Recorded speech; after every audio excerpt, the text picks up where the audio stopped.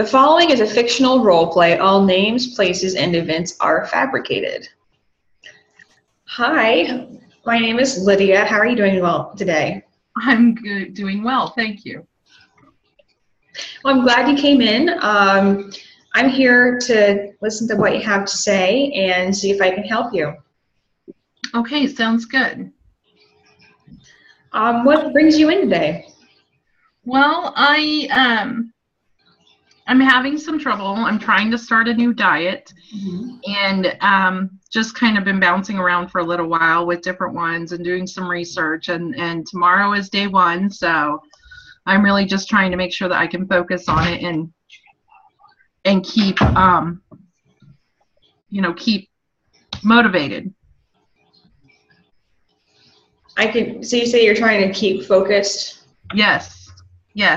Have you tried other diets in the past?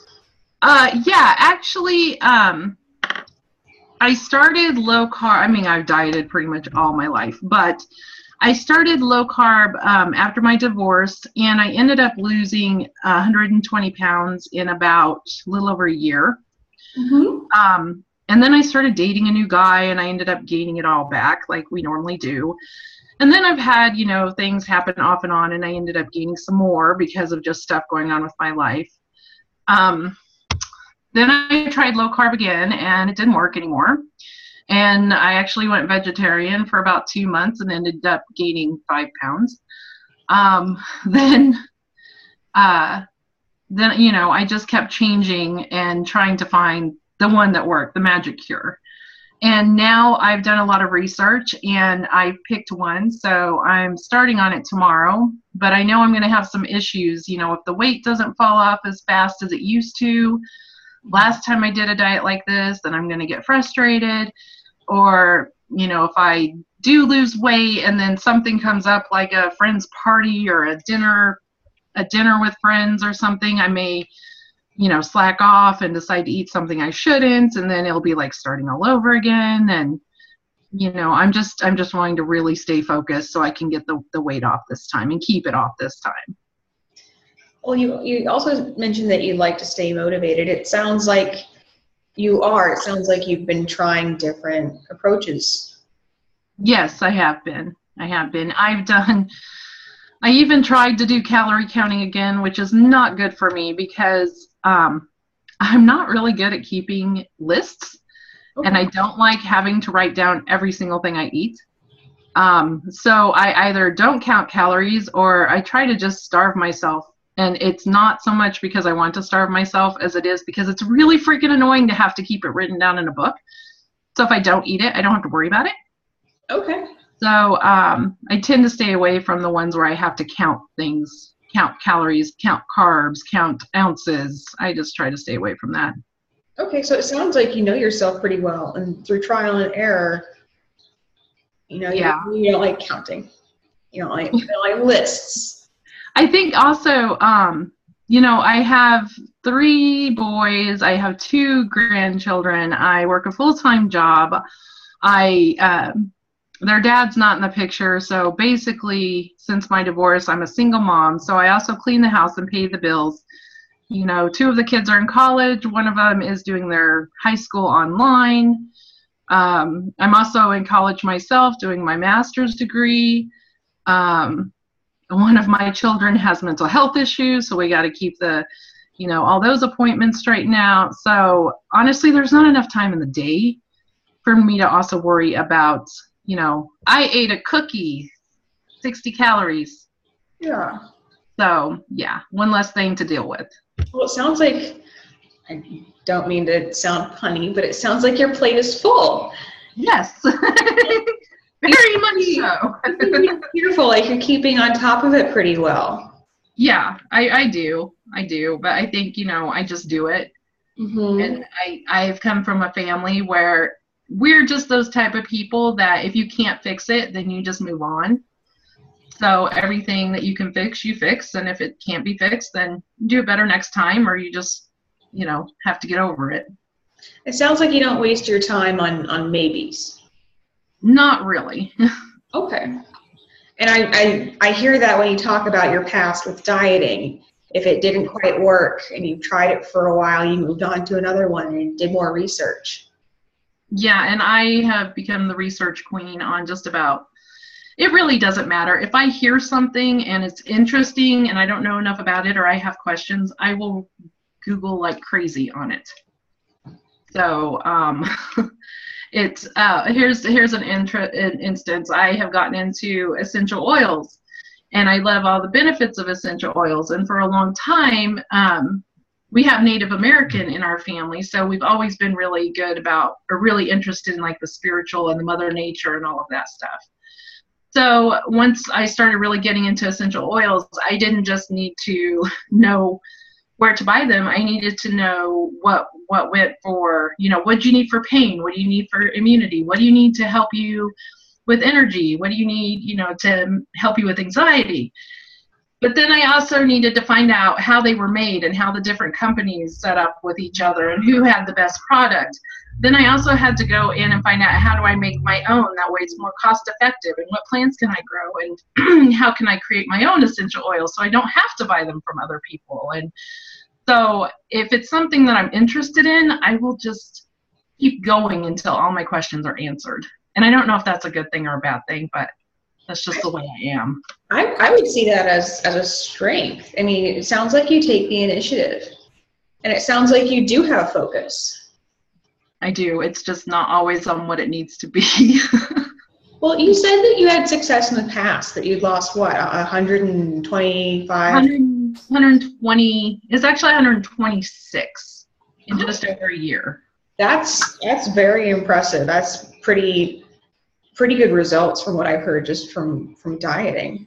Yeah, just from low carb. Towards the end, I got rid of diet pop and just drank water also. Mm-hmm. And then I did start working out and weightlifting to get the last of the 20 pounds off towards the end. So, okay. Yeah, most of that, a good 100, little over 100 of that was just from giving up carbohydrates.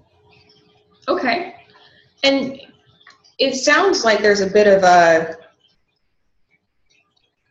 I don't know, I might be a little bit confused. You said that you weren't really a fan of watching and listing and counting, yet this low carb approach really worked for you.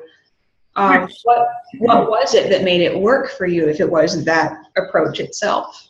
Part of it, as far as working, is I think my body just has a thing for carbs. So the more I eat, the more I want.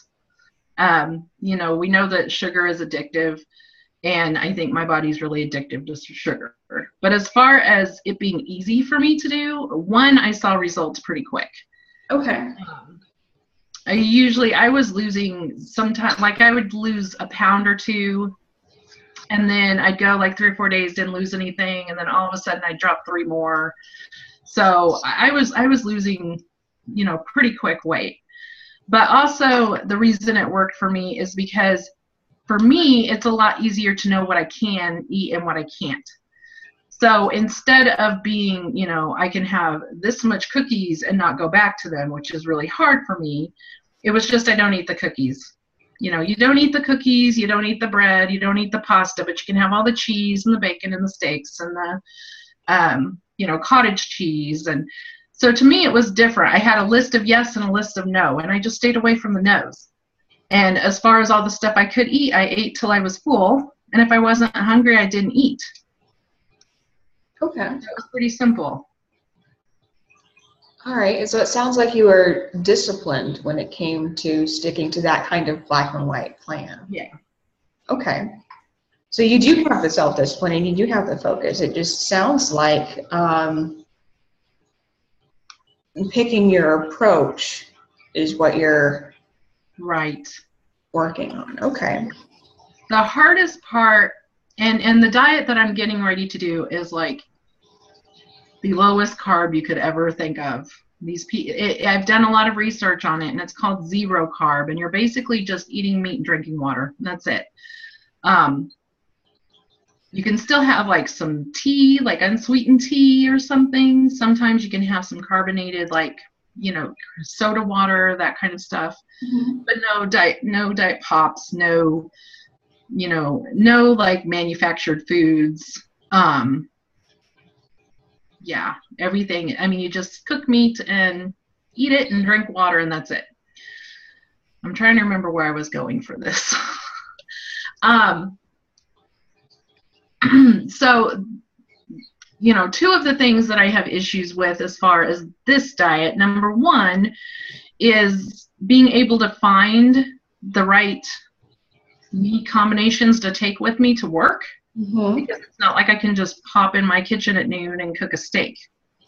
And the other one is still being able to have a social life and have this diet, because until I get used to, you know, my carb cravings go away, it's kind of hard to go, well, like tomorrow I'm supposed to go have dinner with a friend of mine at the Mexican restaurant, in which I am supposed to not have anything but meat and water. And they bring you out chips and salsa at your table, and she's going to have a margarita. And, you know, there's only certain things you can eat. So, you know, going out to restaurants can become issues. If you're going out with friends, it can become issues. If, you know, you go to a party, nobody usually just brings out a big slab of steak for their, you know, dinner. So makes me wish I lived in the Flintstone times, but you know, so those are a few things that can cause issues. Well, it sounds like you're really planning ahead for this. I am this time, because I don't know, I've had a lot of accomplishments in my life, and this is the next one that I feel like I've got to, you know, get down.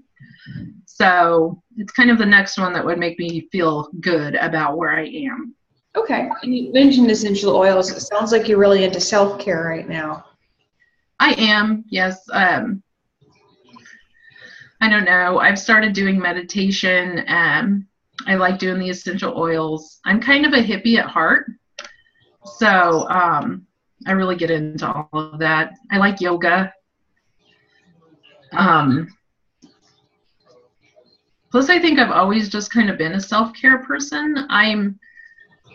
I don't know, like I'm really good with other people, and I've been told I'm charming, even though I don't necessarily care for that word. I don't know why. And, you know, I get along with everybody, and I'm very outgoing, but at the same time, other than family, I've just kind of learned that, you know, I can rely on myself more than I can on other people. And I think part of that has to do with my marriage and, you know, having to take care of the kids by myself and just everything that I've gone through. So I do really try to take care of myself and listen to my needs. And then, you know, it's like they say, if you don't take care of yourself, you can't take care of other people. So I'm very good about taking care of myself first. And that's which kind of sounds selfish. I would say so. You mentioned earlier you've got your kids, you've got your grandkids, you've got one kid that has, you said, a developmental disability. No, he has he has bipolar disorder. Oh, okay. Yeah. And that's not easy to be a supportive family member for that as well. So self-care is important. So you can be there for others. Right. So I could see a lot of positives here. I think moving forward, you have a lot working for you. I can definitely tell that you're a very independent person. You take the initiative, and you already have the focus and discipline it takes to see success. Had that in the past. You definitely plan ahead, and you prioritize self-care. You might not see it as such, but from what you're telling me, you sound like you're a very social person too, that you take care of yourself within your groups of friends and your family. I do, yes. Yeah. So there's a lot working for you that's, I think, is going to help you move forward and stick to this plan and stay motivated. I'm hoping so. Okay. I'm getting to the age that I don't want to regress anymore. So whatever happens has to keep going. You know, I want the weight off. I want the weight off so I can be healthier and play with my grandchildren and, you know, go do things with my kids. But honestly, I also want the weight off because I really like knee-high boots with skinny jeans, and I can't wear that right now. Okay. So I need the weight off to wear really cool clothes before I'm too old to do so. And that again is, it's just what I want. So There's lots of different layers to the goal. yes, there is. There is. Well, it sounds like you've really got a good idea of where you want to go with this. What would indicate to you today that our meeting had been successful? I think if I could just try to come up with, I don't know, some more ideas so that I don't backtrack again. Okay. Maybe some, I don't know, some type of goals that I could set, or even,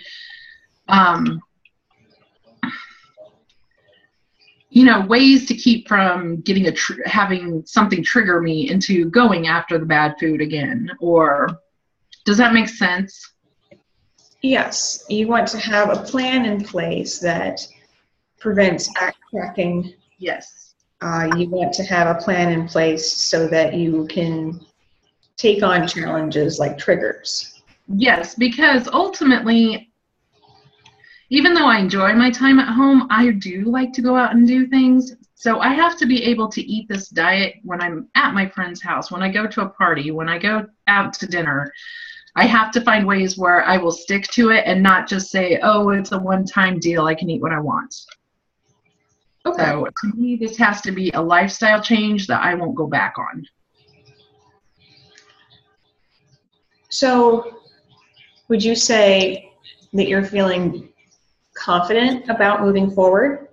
I am, yes. Okay.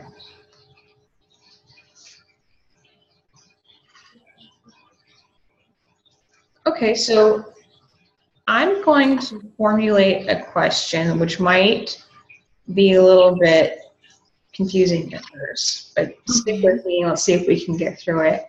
Okay. It's called the miracle question. All right, you may or may not have heard this one before, but we're going to try it out here and see if it helps you. Okay.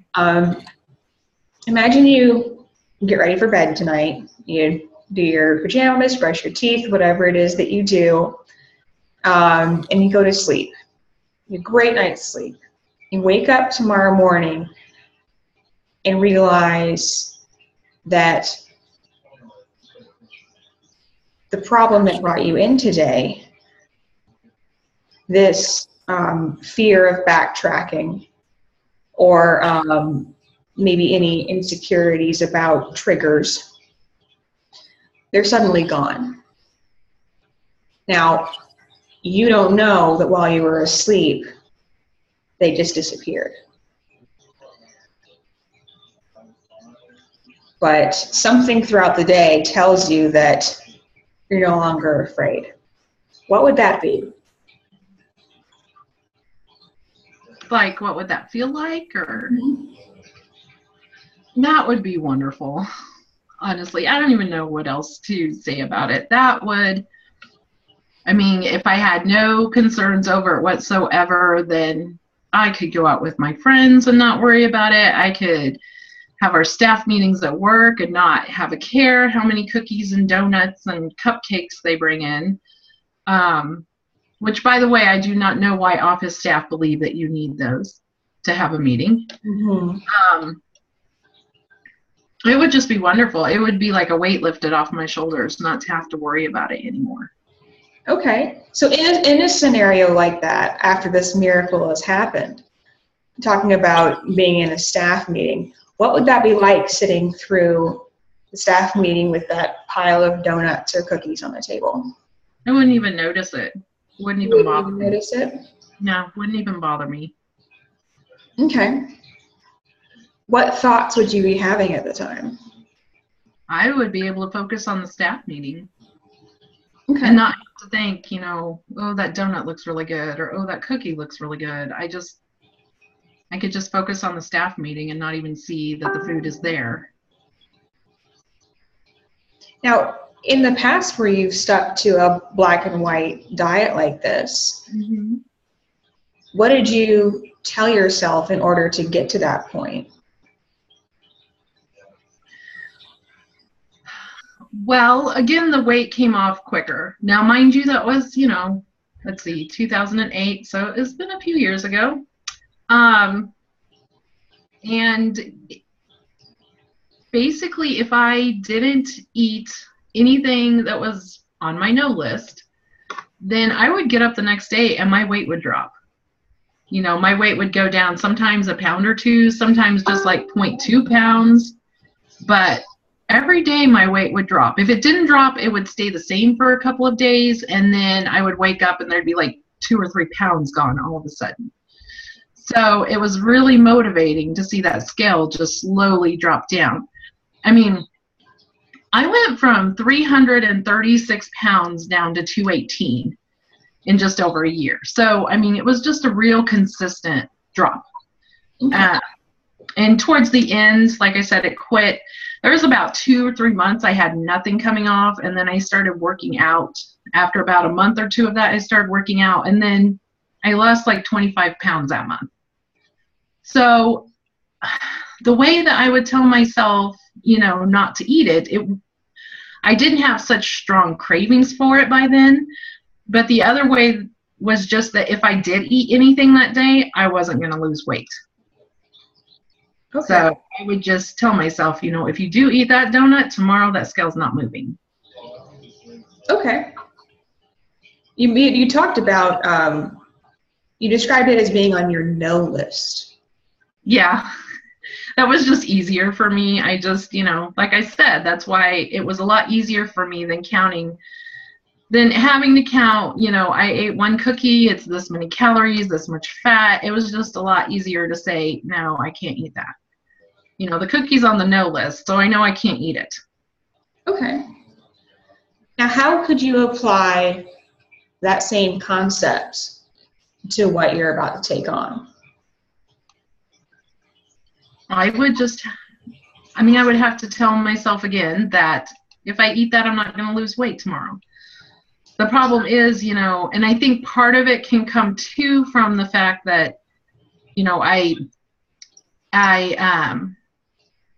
had we just had a bad time in our family. My youngest son passed away. And after that, after things calmed down and I felt more normal again, then I tried to get back on the diet, and I went like 8 months and I didn't lose anything. And I had a horrible time trying to even stay on it. And then, then I just went back to eating whatever, and then I try something different. So I think the only way to like really keep it going this time is to see, the scale to start to move again, just because I've tried so many things in the last couple of years that have done nothing. So unless I start, that's the problem I'm worried about, is unless I actually start seeing those changes, I worry that I can't stick to those changes. I'm going to have to see something tangible, even if it's just feeling better or sleeping better or having more energy or something. I'm going to have some type of response from doing this before I will really be able to concretely dig my heels in and say this is what's happening. Okay. So you want to see some tangible results before it actually becomes more. I know, that's the bad thing. Yeah. Before it comes, so honestly, it's like if I could just get through the first, month, okay, and I start seeing some type of results, then I don't think after that it's going to be an issue. I think it's just going to become the norm again for me. Okay, so it sounds like looking forward as you plan ahead, this first month is your main concern. Yeah. Okay. All right, and what would you like to see happen in that first month? I mean, ultimately, I wouldn't mind dropping, 20, 30 pounds. But realistically, like I said, if I could see some weight loss, if I could see some energy, if I had something, if I just felt amazing, if I just had something to make me feel like eating that way was worth it. Because I got to tell you, cookies, Oreos taste really good. So having the diet has to feel worth giving up Oreos. Okay. And how long would you be willing to work towards this goal before you see results like that? I'm concerned that if I don't see any results whatsoever in the first month, that I'm going to start doing my research thing and trying to find some other miracle cure. And that's what worries me, because I don't want a miracle cure. Like, I am good to do this diet for the rest of my life if it does something for me. You know, the standard American diet does nothing for me except make me gain weight and make me feel crappy. So I'm trying to find other ways to fix that. So, I mean, I could see me giving it a couple of months, but if I don't feel better, if I don't have more energy, if I, haven't lost any weight, if I don't get something out of it, I'm going to start researching. Well, while I eat Oreos. Let's pull back and look at it just for the first month, because you said that was your main concern. Yes. What at the end of this first month would indicate to you that it was working?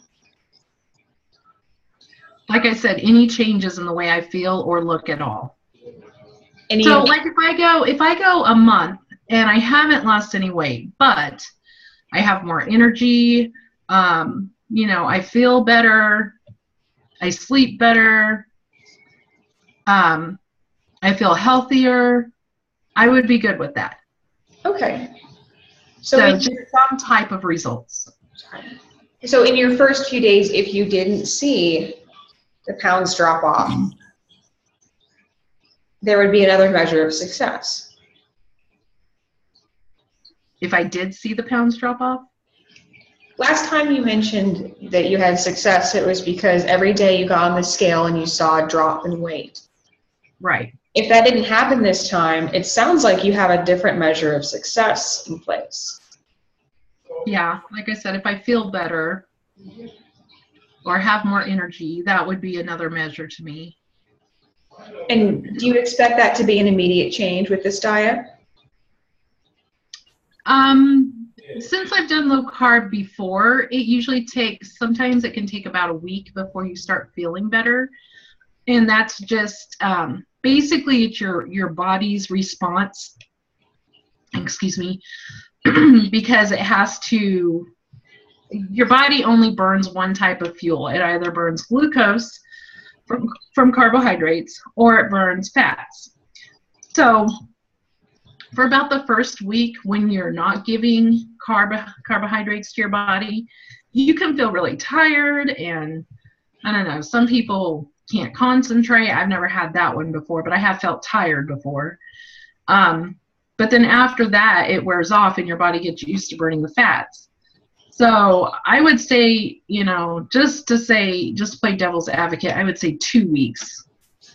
I would give it at least 2 weeks before I expected to see any results. Okay, so it sounds like there's a window between 2 weeks and 1 month. Right. That you realistically expect to start feeling better and seeing results in that manner. Yes. Okay. And so moving forward, how would you use that information, which it comes from all that independent research that you do? How would you use that information to stay motivated? I think I would just keep in mind that it's a process, and that, it wasn't overnight that I got in the shape that I am. So it's going to take time for my body to heal and my body to adjust to things before, I can really start feeling good and really see the weight come off. So I think that would really help me if I keep that in mind, that it takes time. We don't make our bad decisions overnight. I guess we do make bad decisions overnight, but, I didn't gain weight overnight. It took a little while. So I'm just going to have to be patient and work on getting it off. So even if you don't see the pounds start falling immediately, I think, this time I'm going to be able to hopefully talk myself into waiting. Okay. So I remember when you first came in, you said you wanted to build up your focus and maintain your motivation. On a scale from 1 to 10, where 1 is not confident at all and 10 is very confident, how confident were you walking in today that you'd be able to stay motivated? I would say about a 6. Okay. And now that we've had a chance to talk, how do you feel about it? I think more like an 8 or 9. Okay. I feel pretty confident that I'm going to be able to push through this and get what I want out of it. Okay. And what made that change? I think just talking to you and realizing that it's not necessarily just the scale dropping that would make me feel like I succeeded. And then explaining that it does take a while for your body to heal from everything and, for it to start reacting to what you're doing. So I think just keeping those in mind and not expecting the scale to drop like it did before, I think is going to help me stay more motivated. And you said now you're about an 8 or 9 to stay motivated. Right. Yeah. That's pretty high. What would make it a 10? Yeah, I think I will. Oh, you think you are now? Yes. Yeah, we'll make it a 10. Okay. What would help you maintain a 10 in confidence? Well, it goes back to seeing results, but some of it too is a lot of people don't understand this type of diet because it's kind of become the norm for people to think that fats are bad for you, red meat is bad for you. So it's just kind of the norm for everybody. So that makes it difficult too, because you're kind of, fighting the current. But I don't know. I feel like I'm kind of eager to succeed and show people that there's another way to do things. Mm-hmm. And I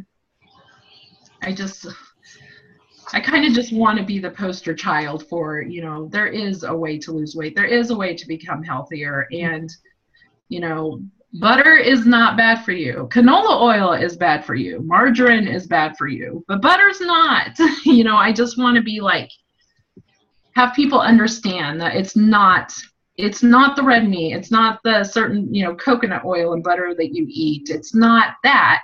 It's all the processed food and, Franken foods that we put in our body that are making us sick. So it sounds like you're going to kind of challenge the status quo like that. I think I am, but I kind of do that sometimes. So that's a strength, is just to take on challenges when we face them. Right. Yeah. So overall, it sounds like you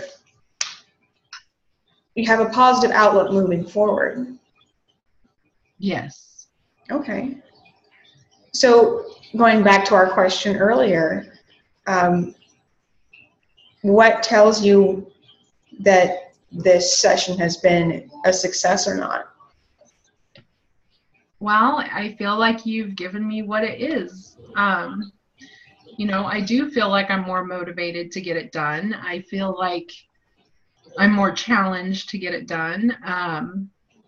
And I do feel like I've got a plan in place for when those triggers come up.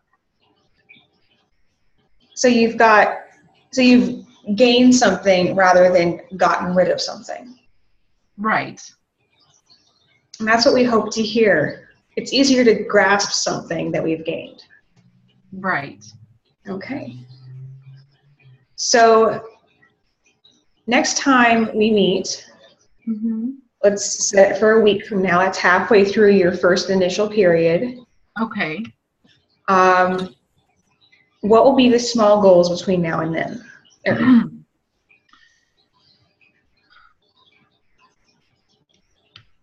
Well, I'm an all or nothing person a lot of times. So my goal between now and then is just going to be to maintain the diet. Okay.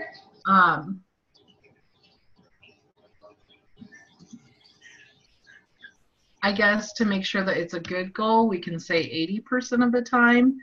But I really am going to be happier if I can do it the entire week before we meet again. Okay. So personal success would be 100%, you're saying? For this particular item, yes. How realistic is it? Well, I still have, because I can look ahead, so I still have the dinner tomorrow night with my friend. That could become an issue. Mm-hmm. You know, chips and salsa on the table before I'm over my carbs could be an issue. Other than that, I think it's realistic. I think it's really realistic. So let's say if I make it 90% by next week. All right, 90% it is. And that way, if something does occur, part of your plan that you have in place is preventing a sense of failure. Right. Yeah. It sounds like you really have this set up. You've planned ahead. You're focusing on self-care and using that as your motivation moving forward. And you really do stick to a yes and no list. I do. It's just a lot easy. I guess a yes and no list is a lot easier for me than counting up all the maybes. Mm-hmm. So, yeah. All right. Well, it sounds like we've got something really concrete here. I'll talk to you next week and see how it goes. Okay. Thank you. All right. The proceeding was a fictional role play. All names, places, and events were fabricated. Stop.